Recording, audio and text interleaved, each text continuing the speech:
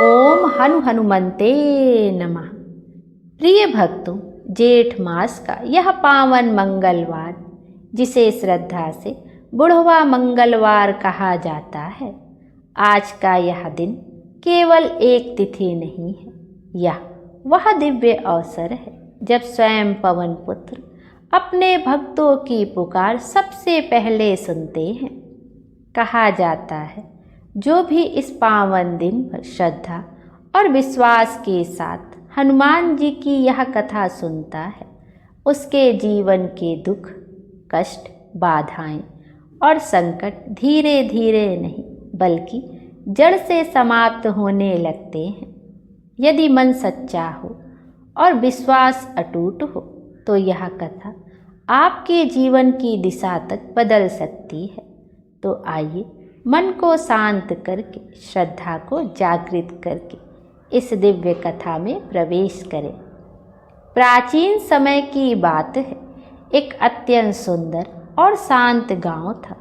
नाम था अमृतपुर।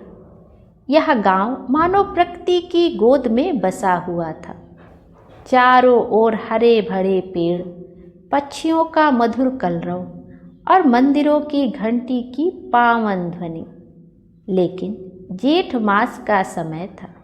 सूर्यदेव अपने प्रचंड रूप में थे। धरती तप रही थी, हवा में लू के थपेड़े थे। फिर भी इस तपती हुई धरती पर एक स्थान ऐसा था जहाँ पहुँचते ही मन को शांति मिलती थी।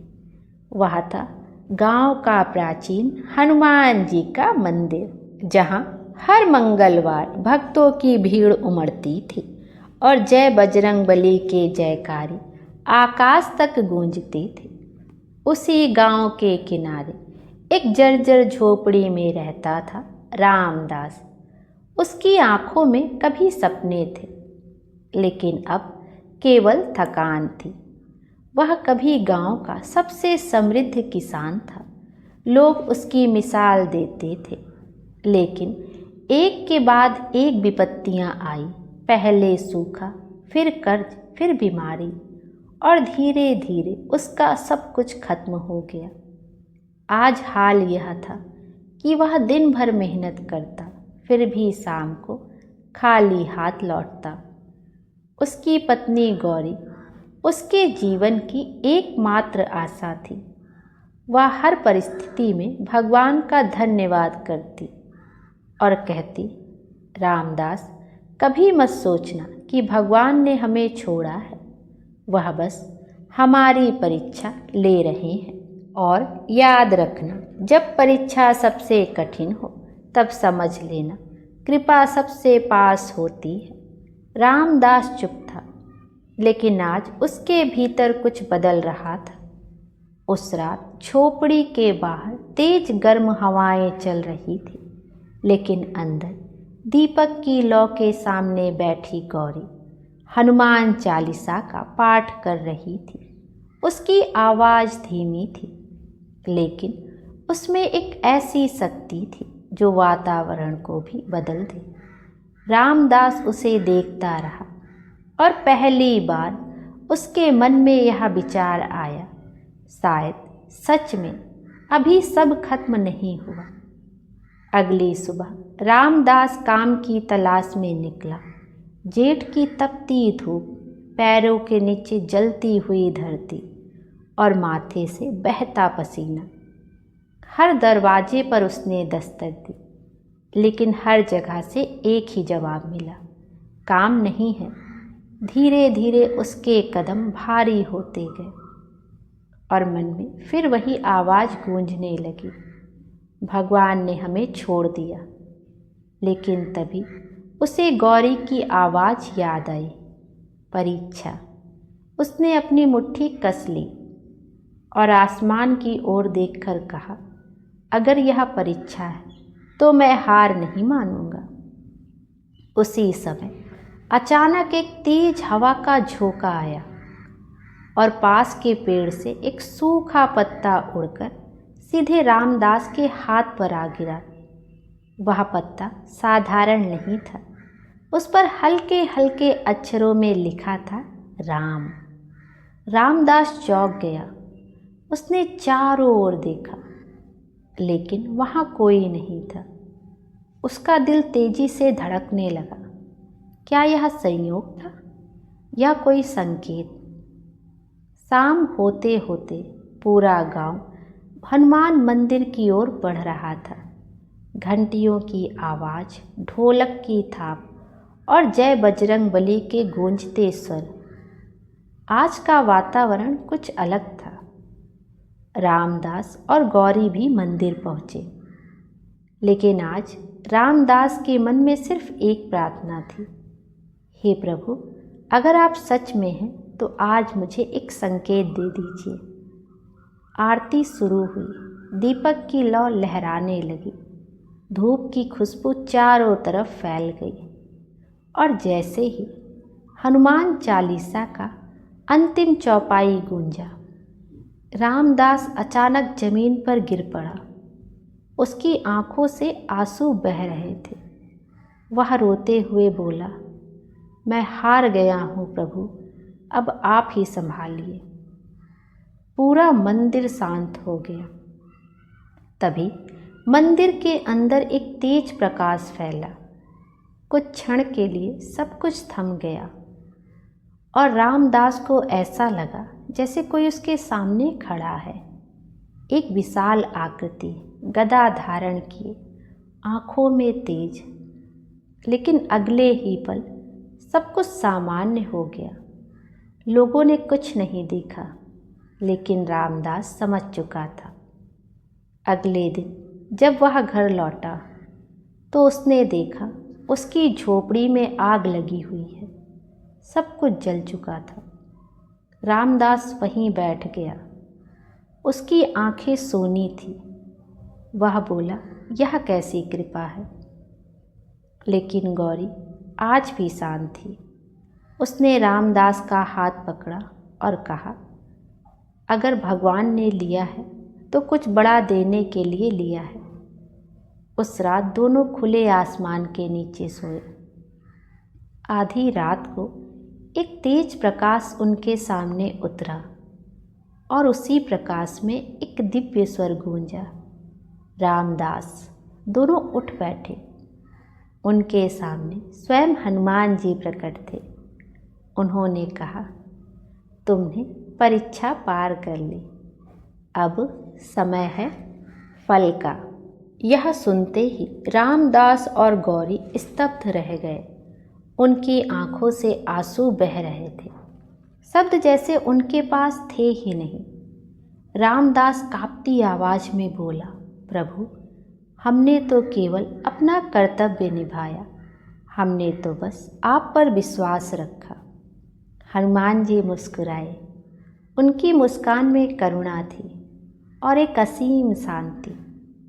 उन्होंने कहा, यही तो सबसे बड़ी साधना है रामदास। जब सब कुछ छिन जाए फिर भी जो विश्वास बनाए रखे, वही तो सच्चा भक्त है। रामदास ने साहस करके पूछा, प्रभु, हमारी झोपड़ी क्यों जलाई गई? क्या वह भी आपकी ही लीला थी? हनुमान जी ने गंभीर स्वर में कहा, हाँ, वह तुम्हारी अंतिम परीक्षा थी। तुम्हारे भीतर कहीं ना कहीं अभी भी पुराने वैभव का मोह छिपा हुआ था, और जब तक वह मोह समाप्त नहीं होता तब तक तुम्हें सच्चा सुख नहीं मिल सकता था। गौरी अपने दोनों हाथों को जोड़ते हुए बोली, प्रभु, अब हमें कुछ नहीं चाहिए, बस आपकी भक्ति बनी रहे। हनुमान जी प्रसन्न हुए। उन्होंने अपना हाथ उठाया और आशीर्वाद देते हुए कहा, आज से तुम्हारे जीवन में कभी अभाव नहीं रहेगा। लेकिन याद रखना, यह धन तुम्हारे लिए नहीं, यह दूसरों की सेवा के लिए है। जो भी भूखा हो उसे भोजन देना, जो दुखी हो उसे सहारा देना, और हर जेठ मंगलवार मेरा स्मरण करना। जैसे ही हनुमान जी ने यह कहा, उनका तेज धीरे धीरे प्रकाश में बदल गया और कुछ ही क्षणों में वह प्रकाश आकाश में विलीन हो गया। रामदास और गौरी वहीं बैठ गए। उनके शरीर काँप रहे थे, लेकिन मन में एक अद्भुत शांति थी। अगली सुबह जब सूरज की पहली किरण धरती पर पड़े, रामदास ने आंखें खोली और जो उसने देखा वह किसी स्वप्न से कम नहीं था। जहाँ उसकी टूटी फूटी झोपड़ी थी, वहाँ अब एक सुंदर घर था। चारों ओर हरियाली, आंगन में तुलसी का पौधा और पास ही में एक छोटा सा गौशाला। रामदास अवाक रह गया।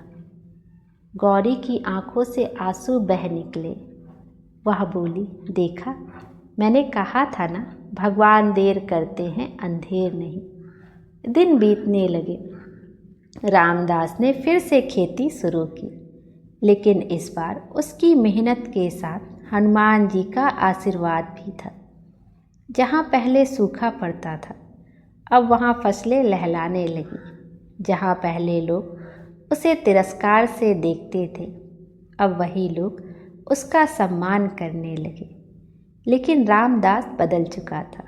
अब वह अपने लिए नहीं, दूसरों के लिए जीने लगा था। हर दिन वह किसी न किसी भूखे को भोजन कराता और हर मंगलवार वह विशेष भंडारा करता। गांव के गरीब, बुजुर्ग, बच्चे सब उसके घर आते और रामदास खुद अपने हाथों से उन्हें खिलाता। एक दिन एक बहुत बूढ़ा और बीमार व्यक्ति उसके द्वार पर आया। उसकी हालत बहुत खराब थी। रामदास ने उसे सहारा दिया और घर के अंदर ले गया। गौरी ने उसका इलाज किया और उसे भोजन कराया।